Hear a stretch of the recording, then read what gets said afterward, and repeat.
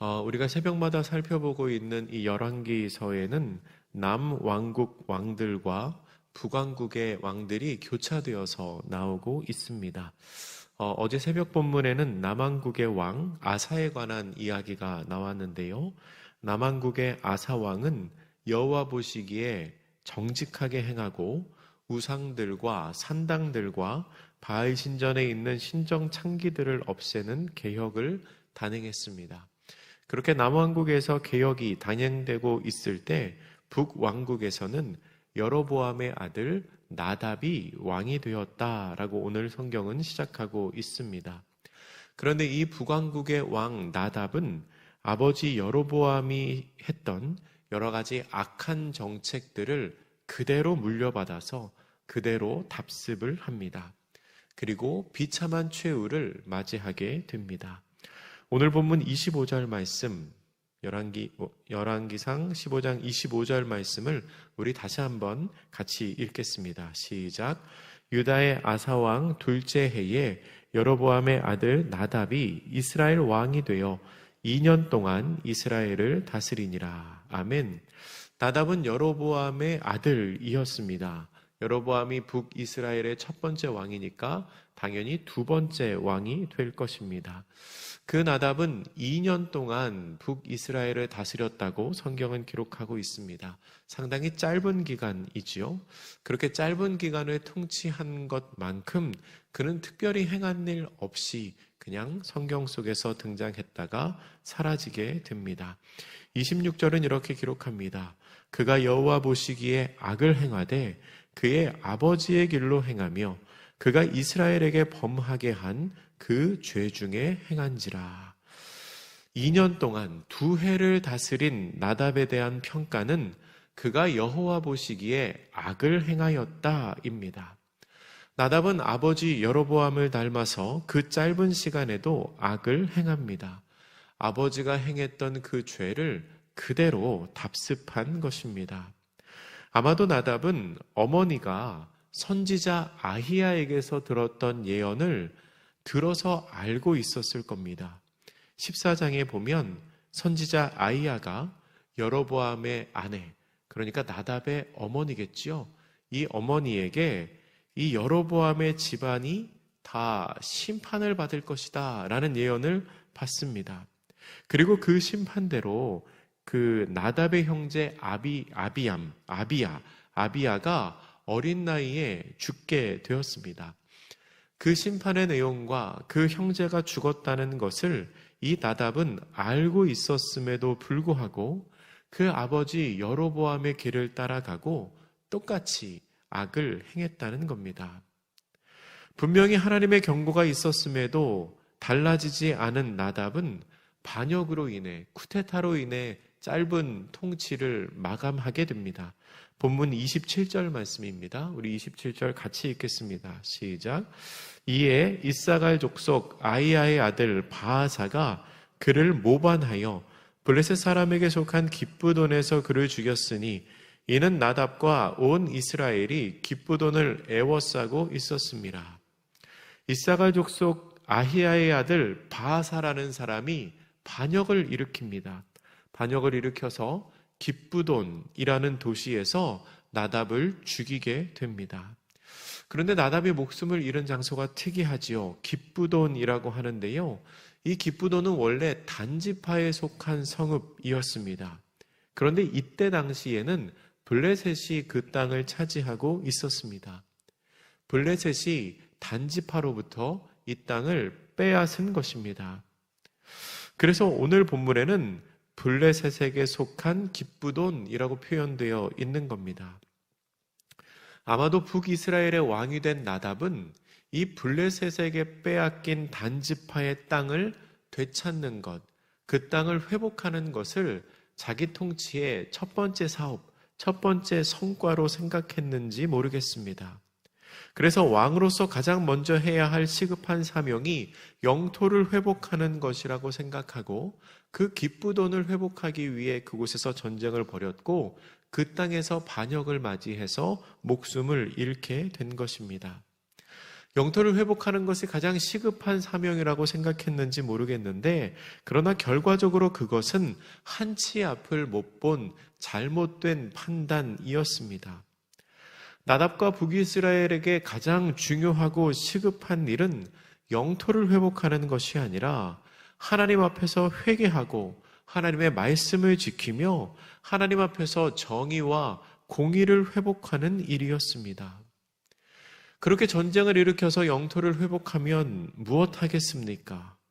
아버지의 대로부터 이어져 오는 악으로 말미암아 그의 집안이 이제 심판을 받게 될 텐데요. 아무리 땅을 정복해서 그 성읍을 회복시키면 뭐 하겠습니까? 자기가 회복시킨 그 성읍에서 반역으로 말미암아 자기 자신의 목숨을 잃게 되었는데요. 우리가 외연을 확장시키고 내 삶에 무언가를 채우는 것보다 더 중요한 것은 내 마음이 하나님을 향하고 나의 잘못을 주 앞에서 회개하고 나의 행동을 악한 일에서 돌이키는 것입니다.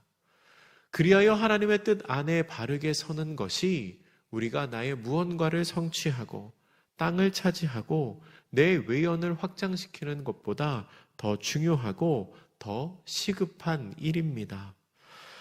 나답은 그렇게 허무한 죽음을 맞이합니다. 그리고 바하사가 나답을 대신해서 왕이 됩니다. 우리 본문의 28절 말씀을 같이 한번 읽어보겠습니다. 28절입니다.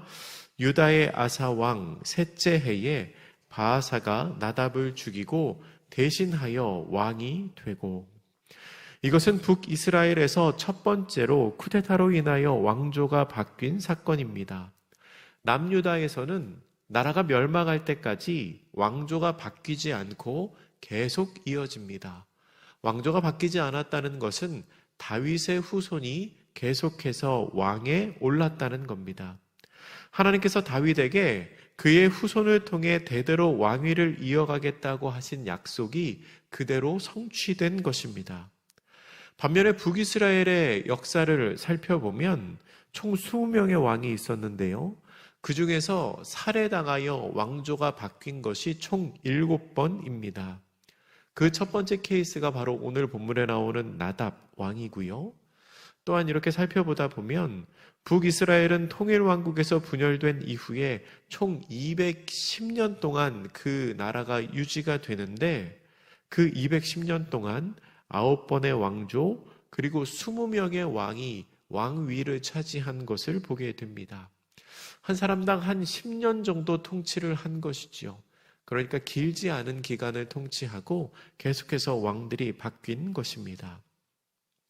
그런데 이 바하사의 쿠데타로 인한 왕조가 바뀐 사건은 단순히 그렇게 반역 사건으로 그치는 것이 아니라 하나님의 예언이 성취된 사건이라고 성경은 기록하고 있습니다.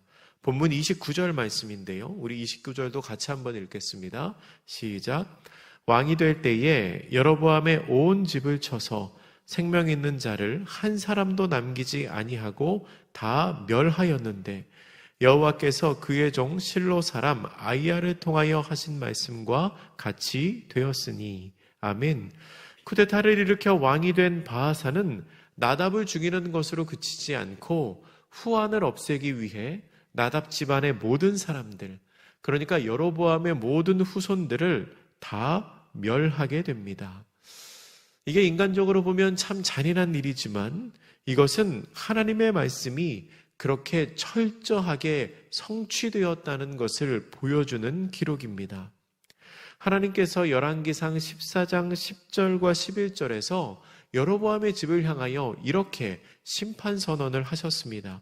우리 성경 바로 앞에 있는 열왕기상 14장의 10절과 11절 말씀, 조금 길긴 하지만 같이 한번 읽어보겠습니다. 선지자 아이야를 통하여 하나님께서 여로보암 집안에 하신 심판의 예언입니다. 10절 11절입니다. 시작.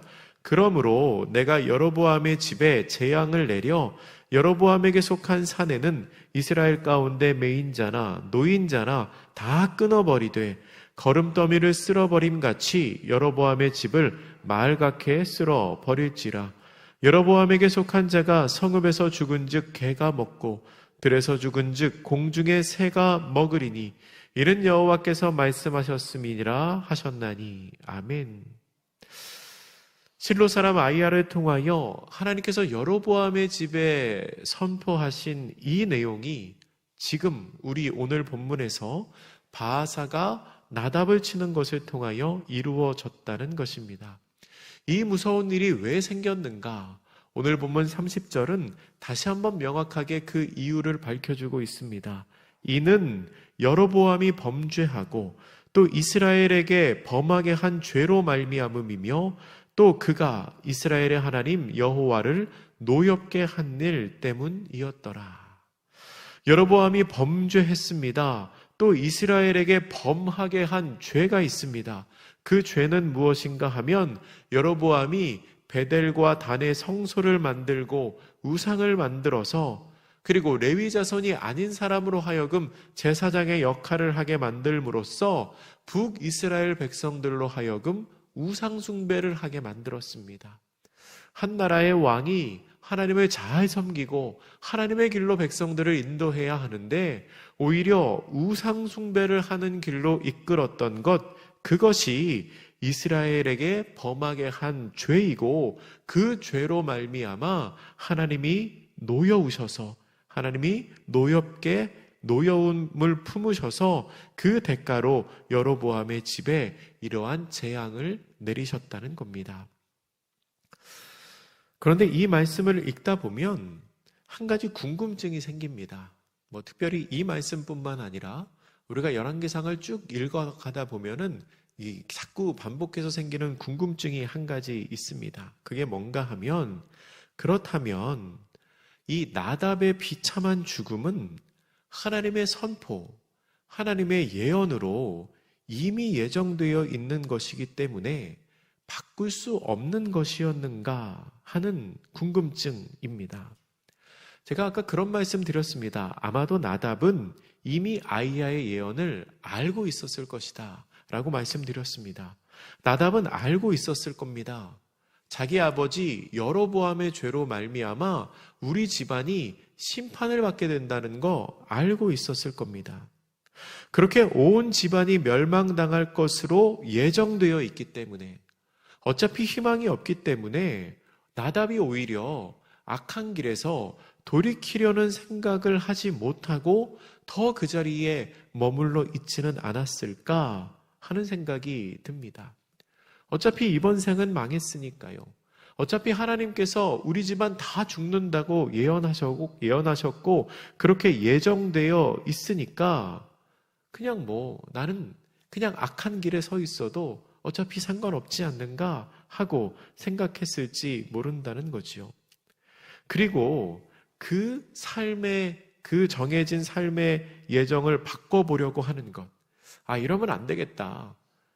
내가 이렇게 살면 안 되겠다 하고 나의 삶을 바꾸려고 하는 그 노력이 오히려 여로보암의 집을 향한 하나님의 뜻을 하나님께서 정해놓으신 그 운명을 거스르려고 하는 것은 아닐까.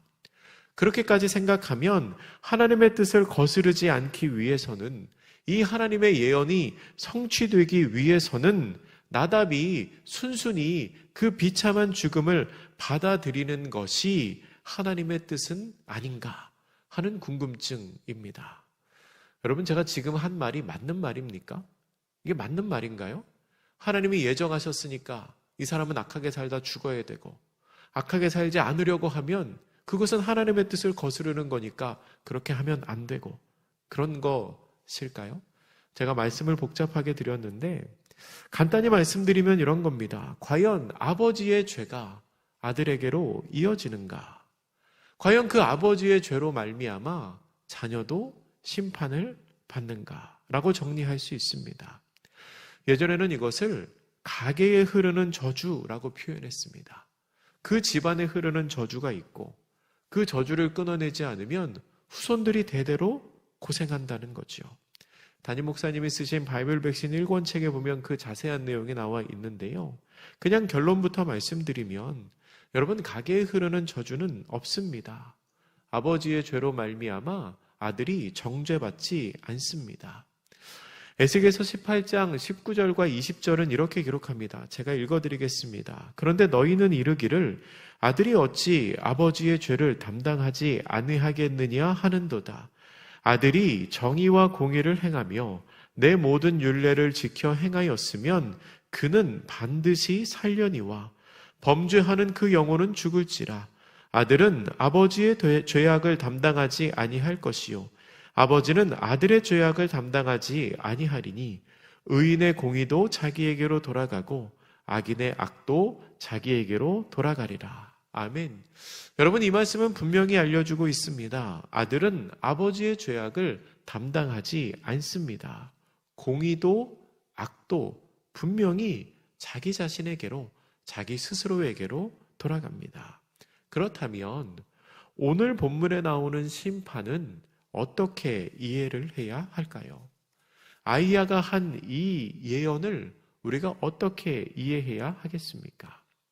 분명한 것은 아이야가 한 예언은 확정이 아니고 경고입니다.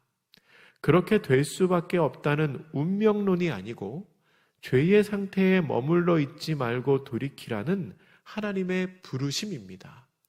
너희의 죄 때문에 자녀까지 망하게 된다는 확정이 아니라 내가 그렇게 죄의 영향력 아래에 있으면 자녀들도 너를 닮아서 그렇게 죄 가운데 거할 수 있게 된다는, 그리고 그 죄 가운데 거하게 되면 반드시 심판을 받게 된다는 하나님의 경고입니다. 그 죄의 상태에 머물러 있지 말고 돌이키라는 부르심이지요. 여러분, 요나서에 보면 요나가 니느웨 사람들을 찾아가서 40일이 지나면 니느웨가 무너지리라 라고 말합니다. 그렇게 선포하지요. 앞도 없고 뒤도 없이 딱 그 얘기만 합니다. 40일이 지나면 니느웨가 무너지리라. 그러면 이 선포를 들은 니느웨는 어떻게 되었어야 하겠습니까? 무너져야지요. 멸망해야지요. 하나님이 선포하셨으니까요. 근데 그 선포를 들은 니느웨 사람들이 요나는 회개하라는 말 하지도 않았는데 자기네들끼리 금식을 선포하고 굵은 배 옷을 입고 회개합니다. 그러니까 하나님 어떻게 하시지요? 그 선포를 거두어 들이십니다. 하나님의 선지자를 통하여 선포된 하나님의 말씀도 회개할 때 하나님이 거두어 들이신다는 겁니다. 하나님께서는요, 뜻을 정하셨어도 회개하면 심판을 유예하십니다. 하나님께서 예언하신 그 예언의 상황을 바꿔주십니다.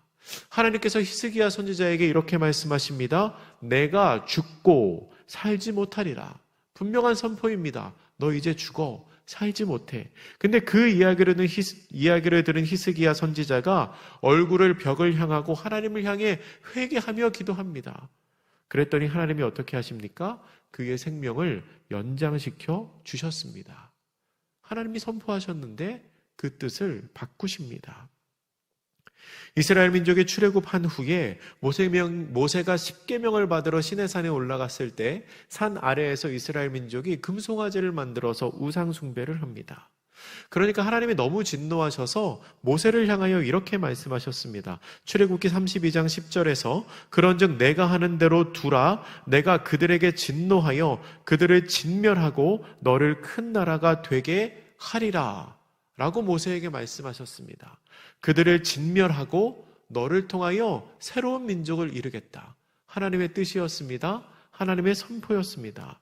그런데 그때 모세가 간곡하게 하나님께 기도합니다. 만류합니다. 그랬더니 하나님이 이렇게 다시 말씀하십니다. 출애굽기 32장 14절에서 여호와께서 뜻을 돌이키사 말씀하신 화를 그 백성에게 내리지 아니하신지라.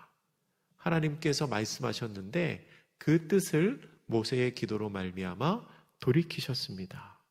하나님께서 스스로 말씀하시고 하나님께서 뜻을 정하셨어도 간곡히 회개하며 기도할 때 하나님께서 그 심판을 유예하신다는 겁니다. 그 뜻을 미뤄주신다는 겁니다. 여기까지 우리가 이해한다면 나답이 했어야 할 바른 행동을 알 수 있습니다. 나답은 이렇게 기도해야 했습니다. 선지자 아이야의 예언을 듣고 이번 생은 망했구나. 우리 지방은 망했구나. 어차피 망한 거, 어차피 심판받을 거, 나는 뭐 그냥 맘대로 살다가, 내 눈에 보이기에 좋은 대로 살다가 그냥 죽어도 상관없겠구나 라고 생각하는 것이 아니라 간구하며 회개하며 하나님 앞에서 심판을 미루어 주시기를 요청해야 했습니다. 만약에 나답이 그렇게 했다면 그의 기도로 말미암아 그 자손들의 삶이 달라졌을 수 있습니다. 말씀을 정리하겠습니다. 여로보암의 아들 나답은 이스라엘의 왕이 되어서 2년 동안 이스라엘을 다스립니다. 그는 그 아버지의 길을 따라가며 하나님 보시기에 악한 일을 행했습니다. 그리고 반역으로 인하여 생애를 마감합니다.